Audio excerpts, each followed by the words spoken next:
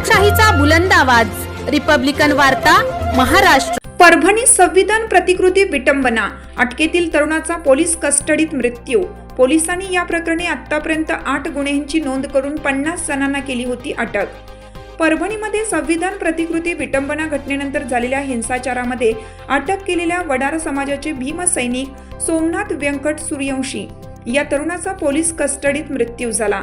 15 डिसेंबर 2024 रोजी रविवारी पुन्हा वातावरण तापलं असून दिनांक 16 डिसेंबर 2024 रोजी शुक्रवारी महाराष्ट्र बंदची हाक देखील देण्यात आली आहे। परभणीत डॉक्टर बाबासाहेब आंबेडकर यांच्या पुतळ्यासमोरील संविधान शिल्पाची 2 दिवसापूर्वी एका माथे फिरूने तोडफोड केली होती। या घटनेच्या विरोधात आंबेडकरी संघटनांनी बुधवारी बंद देखील पुकारला होता। या बंदला हिंसक वळण मिळालं होतं, त्यात जाळपोळ, दगडफेक झाली होती। पोलिसांनी या प्रकरणी आतापर्यंत 8 गुन्ह्यांची नोंद करून 50 जणांना अटक केली आहे। पोलिसांवर या प्रकरणी रात्रीच्या वेळी कॉम्बिंग ऑपरेशन राबवण्याचा आरोप झाला होता, परंतु नांदेड परिषदेचे आयजी शहाजी उमप यांनी हा आरोप फेटाळून लावला आहे। परभणीत वडार समाजातील भीमसैनिक सोमनाथ सूर्यवंशी यांचा पोलीस कोठडीत मृत्यू झाला आहे। हे अत्यंत वेदनादायक आणि दुःखद आहे। त्यांचा जामीन अर्ज मंजूर होऊन देखील न्यायालयीन कोठडीतच त्यांचा मृत्यू झाला, हे वेदनादायक आहे। सोमनाथ सूर्यवंशी यांचा मृत्यू न्यायालयीन कोठडीत झाला असल्याने आमचे वकील न्यायालयाला विनंती करतील की सोमनाथ सूर्यवंशी यांचा postmortem, CT scan, MRI, forensic आणि पॅथॉलॉजिकल तपासणी फॉरेन्सिक विभाग असलेल्या सरकारी रुग्णालयातच केली जावी, याचे चित्रीकरण करण्यात यावं। फॉरेन्सिक आणि पॅथॉलॉजी या दोन्ही विभागाच्या देखरेखीखाली पोस्टमॉर्टम केलं जाणं, आम्ही यासाठी लढत राहू, असे वंचित बहुजन आघाडीचे राष्ट्रीय अध्यक्ष ॲडव्होकेट प्रकाश आंबेडकर यांनी म्हटलं आहे।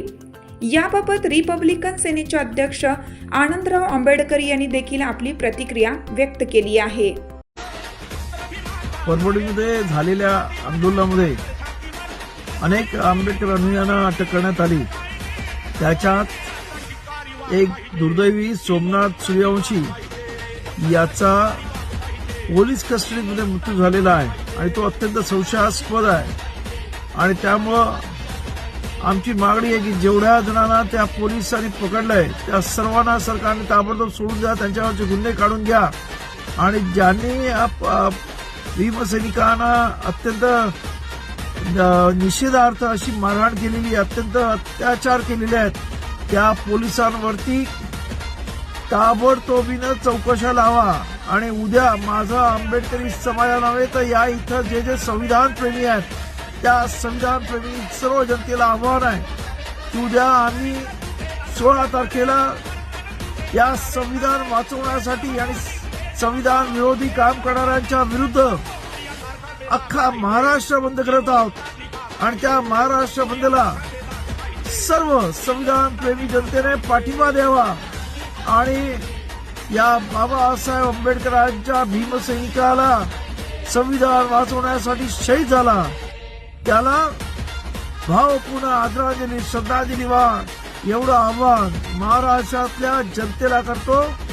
धन्यवाद। जय भीम, जय महाराष्ट्र। रिपब्लिकन वार्तासाठी जिल्हा प्रतिनिधी सलीम सय्यद सुहागणकर, परभणी।